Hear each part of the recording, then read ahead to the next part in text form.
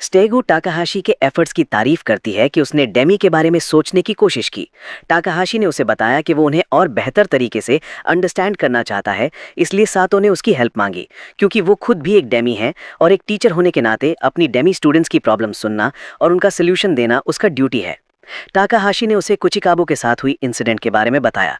सातो ने उसे कहा कि शायद ये उसकी हाफ नेचर की वजह से हुआ होगा, वो दूसरों से कांटेक्ट अवॉइड करती है। जिस तरह उसे अपने सक्यूबस नेचर की वजह से गलत समझा गया था, उसी तरह कुचिकाबू भी अपनी हाफ आइडेंटिटी को लेकर एंग्शियस थी। कुचिकाबू के पास बात करने के लिए कोई नहीं है, जिससे अपनी हाफ आइडेंटिटी को एक्सेप्ट करना उसके लिए और मुश्किल हो जाता है। सातो ने कहा कि वो उससे खुद बात करेगी, क्योंकि किसी दूसरे हाफ आइडेंटिटी वाले से बात करना उसके लिए थोड़ा इजी रहेगा। टाकाहाशी ने उससे कहा कि वो उन स्टूडेंट्स के लिए भी कुछ करे जो कुचिकाबू के बारे में गॉसिप कर रहे हैं, क्योंकि वे नहीं चाहते कि लोग जाने कि वे खुद को इन्फीरियर महसूस करते हैं। अपनी मेंटल वीकनेस की वजह से ये लोग दूसरों के बारे में गॉसिप करते हैं। हिकारी ने कुचिकाबू का हाथ पकड़ा और उसे वहां ले गई जहां कुछ लड़कियां उसके बारे में बातें कर रही थीं। हिकारी ने उसे बाहर वेट करने के लिए और सुनने के लिए कहा। फिर वो उन लड़कियों के पास गई और अपना एंगर और डिसलाइक एक्सप्रेस किया उन सब के लिए जो किसी और के बारे में नेगेटिव बातें करती थीं। हिकारी ने जोर दिया कि वे लोग इंसल्टिंग या ऑफेंसिव कमेंट्स के प्रति इनटॉलरेंट हैं और चाहती थी कि वे खुद ऐसे लोगों का सामना करें। इसके बाद उसने उनसे अपॉलजी मांगी, क्योंकि वो ऐसा नहीं कहना चाहती थी, पर उसने ऐसा इसलिए कहा क्योंकि उसने अपनी सिस्टर से प्रॉमिस किया था। फिर वो बाहर चली गई। लड़कियां उसकी बात से एग्री नहीं करती थी, लेकिन हिकारी से कुछ हद तक इम्प्रेस्ड जरूर हुई। बाद में कुचिकाबू उनके पास गया और उनसे सॉरी कहा, क्योंकि डेमी होना उसे मेंटली डिस्टर्ब करता है और इसलिए वो लोगों से मिलना अवॉइड करती है। आखिरकार उन लड़कियों को अपनी गलती का एहसास हुआ और उन्होंने कुचिकाबू से अपॉलजी मांगी। टाकाहाशी ने हिकारी को एक गिफ्ट दिया, क्योंकि वो उन लड़कियों को समझाते हुए इमोशनल हो गई थी। स्कूल के ऑडियो विजुअल रूम में टाकाहाशी ने तीनों हाफ स्टूडेंट्स और उनके मैथ टीचर सातो के साथ एक मीटिंग रखी। उसने उनसे कहा कि वे मुश्किल समय में एक दूसरे की हेल्प करें, क्योंकि स्कूल में वही 3 हाफ स्टूडेंट्स हैं और वो चाहता है कि वे आपस में कनेक्टेड रहें। जब वे अपनी प्रॉब्लम्स किसी को नहीं बता पाएं, तो वे उसके या मिस सातो के पास जा सकते हैं, क्योंकि वो भी एक डेमी है, इसलिए वे उससे बेहतर कनेक्ट कर सकते हैं। सेशन खत्म होने के बाद हिकारी वे टाकाहाशी से हग मांगा, क्योंकि उसे अब तक हग नहीं मिला था। माची और कुचिकाबू को भी टाकाहाशी ने हग किया। हिकारी ने उसे कहा कि वो माची के बॉडी को भी हग करे। टाकाहाशी ने उसे टाइटली हग किया और एक अजीब सी आवाज निकाली। हिकारी की सिस्टर हिमारी को इस मीटिंग के बारे में पता चला, जो क्लासेस के बाद एवी रूम में हुई थी। हिमारी को टाकाहाशी पर ट्रस्ट नहीं था। स्कूल से घर लौटते वक्त उसकी मुलाकात टाकाहाशी से हुई। टाकाहाशी ने उसकी प्रीवियस एग्जाम्स में बेस्ट परफॉर्मेंस की प्रशंसा की। हिमारी ने बताया कि वो खुद को रिफ्रेश करने के लिए बुक्स पढ़ती है, इसलिए उसे घर देर से जाना पड़ता है। शुरुआत में हिमारी को उस पर डाउट हुआ, क्योंकि उसे लगा कि टाकाहाशी उसकी सिस्टर हिकारी को एक एक्सपेरिमेंट की तरह यूज कर रहा है। लेकिन जब उसने उसकी सिस्टर के ह्यूमन साइड के बारे में पूछा, तो उसका मिसअंडरस्टैंडिंग दूर हो गया। टाकाहाशी ने कहा कि डेमी के नेचर के दोनों एस्पेक्ट्स को समझना जरूरी है। किसी को उनके ट्रेट्स को सिर्फ मिस्टर इंडिविजुअलिटी की तरह नहीं देखना चाहिए। हिमारी को लोगों का ब्लड पीने की क्रेविंग होती है, लेकिन वो सिर्फ ब्लड बैग से सेटिस्फाई हो जाती है। हालांकि उसकी स्मेलिंग सेंस एक वैम्पायर जैसी शार्प है, फिर भी उसे स्ट्रॉन्ग स्मेल वाले फूड्स बहुत पसंद है। यही उसका ह्यूमन साइड है, जो उसे वैम्पायर जैसी और यूनिक बनाती है। हिमारी को उसका जवाब अच्छा लगा और वो उस पर ट्रस्ट करने लगी। उसने उसे अपने घर इनवाइट किया और अपने पेरेंट्स के सामने पूरी स्टोरी सुनाई। अचानक उसे अपनी सिस्टर से एक कंफ्यूजिंग मैसेज मिला, जिसमें लिखा था कि मिस्टर टाकाहाशी ने हिकारी पर अटैक किया है। मैसेज पढ़कर हिमारी पैनिक हो गई और उसने टाकाहाशी से इस बारे में पूछताछ की। उसने उसे समझाने की कोशिश की, पर उसे उसकी बातों पर विश्वास नहीं हुआ और वो वहां से भाग गई। जब वो घर पहुंची तो उसकी सिस्टर हिकारी ने उसे सॉरी कहा कि उसने मिसलीडिंग मैसेज भेज दिया, क्योंकि उसे नहीं लगा था कि मिस्टर टाकाहाशी उसके साथ हैं। यूका कुसुगबे ने टाकाहाशी को स्नो वुमन बनकर छिपने का आइडिया दिया। उसने अपनी प्रॉब्लम से बचने के लिए दूसरों से डिस्टेंस बनाए रखने के बारे में सोचा, लेकिन फिजिकल एजुकेशन की क्लास के दौरान उसे बहुत ज़्यादा हीट महसूस हुई और उसकी तबीयत खराब हो गई, तो इसलिए एक स्टूडेंट उसे छूने ही वाला था। यह पहली बार था जब उसने अपनी आइडेंटिटी एक स्नो वुमन के रूप में रिवील की और उसे छूने से रोक दिया। हालांकि वो बेहोश हो गई और उसे स्ट्रेचर पर ले जाया गया। कुसुगबे एक छोटे रूरल टाउन में रहती थी, जहां बहुत स्नोफॉल होती थी, जब तक कि उसने हाई स्कूल ज्वाइन नहीं किया। जब उसका बॉडी टेम्परेचर कम हो जाता है तो वो कभी कभी ठंडी हवा छोड़ती है या उसके टीयर्स गिरते हैं, जिन्हें वो नॉर्मल बात मानती है। जब वो यहाँ आई तो वो अपनी मिडिल स्कूल के फ्रेंड से बिछड़ने के कारण सैड थी और नए एनवायरनमेंट में एडजस्ट करने को लेकर नर्वस थी। कुसुगबे को नए शहर के एटमॉस्फेयर पर डाउट था। वो डरी हुई थी, इसलिए उसे ऐसा लगा मानो वो किसी फेरी टेल की तरह गर्म पानी में पिघल जाना चाहती है। जैसे ही कुसुगबे ने ये सब सोचा, अचानक उसे गर्म पानी में जमी आइस दिखी, जिससे वो डर गई। वो इस थॉट से घबरा गई कि ठंडी हवा से पानी फ्रीज हो गया और उसे लगा कि अगर उसने ये ठंडा झोंका किसी पर डाला तो कोई मिसहैप हो जाएगा। अपने हाई स्कूल के शुरुआती दिनों से ही कुसुगबे इस बात से एंग्शियस थी, क्योंकि उसे लगता था कि अगर वो किसी के कांटेक्ट में आई तो कुछ बुरा हो सकता है। कुसुकबे ने नहाते वक्त गर्म पानी में आइस देखकर हैरान हो गई।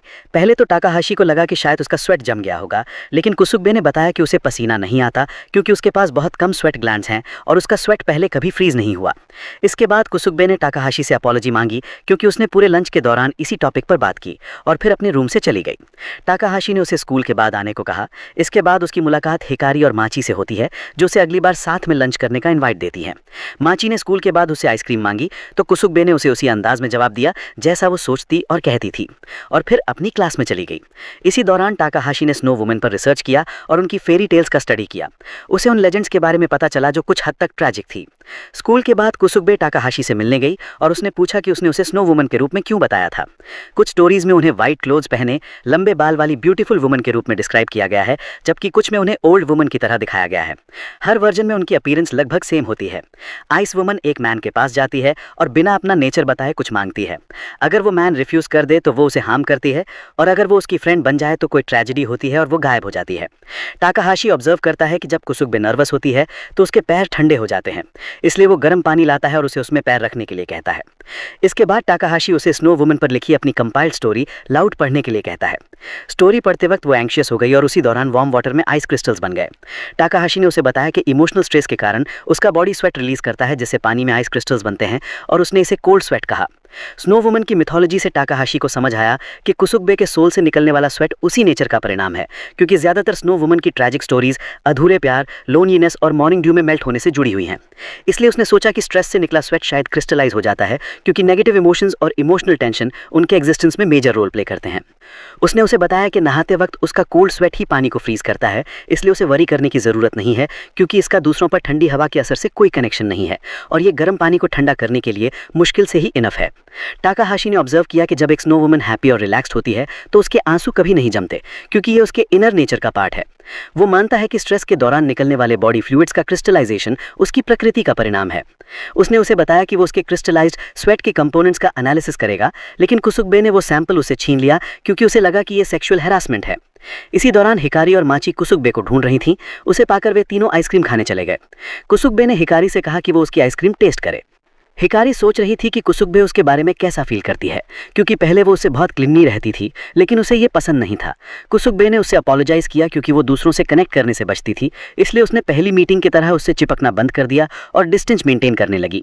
कुसुकबे ने हिकारी को बताया कि उसने लोगों से कॉन्वर्सेशन करने में कॉम्प्रोमाइज कर लिया था, लेकिन अब वो उससे फिर से करीब हो सकती है और उसे टच कर सकती है। माची ने भी ये कॉन्फेस किया कि वो बहुत टाइम से कुसुकबे से फ्रेंडशिप करना चाहती थी। टाकाहाशी को वो टाइम याद आता है जब गॉड्स का जन्म फियर और वंडर जैसी पावरफुल इमोशन से हुआ था। नतीजतन वे देवताओं को लेकर बहुत हैप्पी या लाइट हार्टेड नहीं होते।